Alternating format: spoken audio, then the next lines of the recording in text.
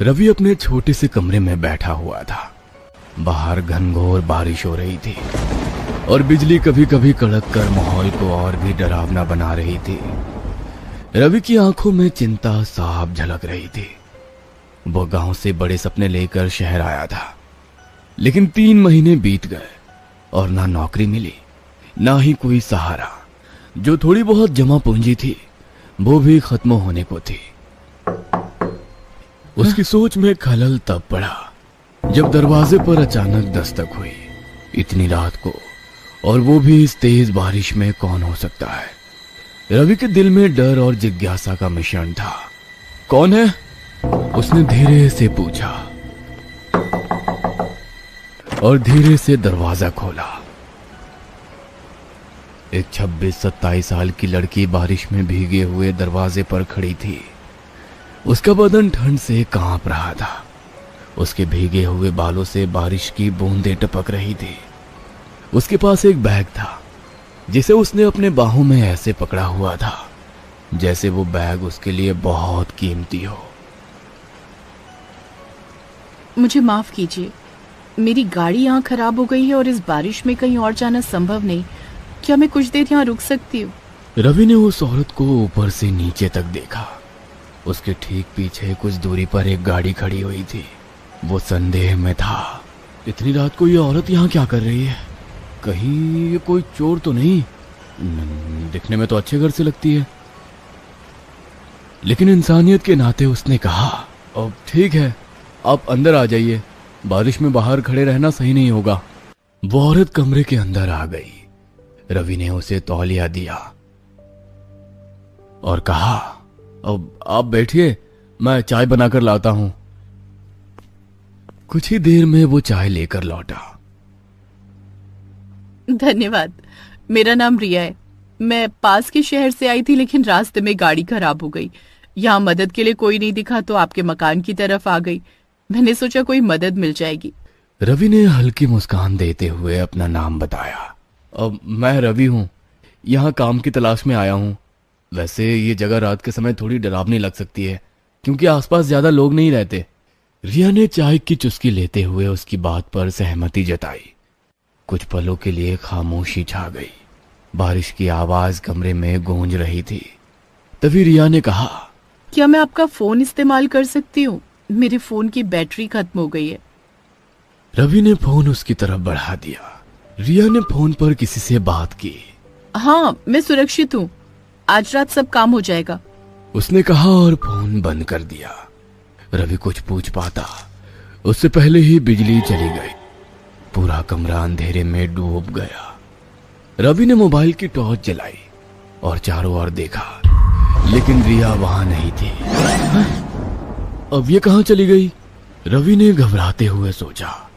उसने कमरे का कोना कोना छान मारा, लेकिन रिया का कोई पता नहीं चला। तभी दरवाजे पर दोबारा दस्तक हुई। रवि ने दरवाजा खोला तो उसका दोस्त विजय खड़ा था। क्या हुआ भाई? इतनी रात को तू इतना घबराया हुआ क्यों है? कोई डरावना सपना देखा क्या? ऐसा ही कुछ समझ। रवि ने पूरी घटना विजय को बताई। विजय ने हैरानी और चिंता के साथ कहा, तूने एक अजनबी औरत को अंदर कैसे आने दिया? तुझे पता है ना आजकल इस शहर में कितनी चोरियां हो रही हैं। मुझे लगा कि वो मुसीबत में है, पर अब वो कहीं नजर नहीं आ रही। लेकिन उसका बैग यहीं रह गया है। दोनों ने बैग की ओर देखा। तुझे क्या लगता है, क्या हो सकता है इसके अंदर? विजय ने धीरे से बैग खोला। जैसे ही उसने अंदर देखा, उसके चेहरे का रंग उड़ गया। वह घबरा कर पीछे हट गया। इसमें रिया का कटा हुआ सिर है, विजय चीखा। यह सुनकर रवि सुन्न होकर उसकी तरफ देख रहा था। उसने घबराते हुए कहा, रिया? तुम रिया को कैसे जानते हो? और ये कैसे हो सकता है? वो भी तो अभी मेरे साथ थी। विजय ने कांपते हुए कहा। क्या वो रिया थी? लेकिन ये कैसे हो सकता है? मैंने तो उसे। रवि ने जल्दी से बैग में झांक कर देखा, पर उसमें सिर के बजाय केवल एक नोट था। उस पर लिखा था, आज रात तुम्हारा काम खत्म। रवि ने विजय की ओर देखा और कड़े स्वर में पूछा, क्या तुम रिया को जानते हो? विजय का चेहरा भय से सफेद पड़ गया। कांपते हुए उसने धीरे धीरे कहा, हाँ, मैं रिया को जानता हूँ, वो मेरी मंगेतर थी। तो ये सब क्या है विजय? रवि ने कड़े स्वर में पूछा। विजय ने कांपते हुए अपनी गलती कबूल की। मैंने रिया को मारा था, ये मेरी जिंदगी की सबसे बड़ी गलती थी। नौकरी की तलाश में भटकते हुए मैं एक तांत्रिक के पास गया। उसने कहा कि अगर मैं रिया की बलि दूं तो मेरी किस्मत बदल जाएगी। मैंने लालच में आकर उसे मार दिया। विजय की बात सुनकर रवि के पैरों तले जमीन खिसक गई। उसने कांपती हुई आवाज में कहा, और अब उसकी आत्मा वापस आ गई है? विजय ने सिर झुकाकर धीरे से कहा, हाँ रवि, उसने कहा है कि मुझे अपने गुनाह कबूल करने होंगे। आत्मा? मतलब मैं कुछ देर पहले एक भूत के साथ बात कर रहा था। हे भगवान! तभी कमरे में बिजली वापस आ गई। रोशनी फैलते ही दोनों ने देखा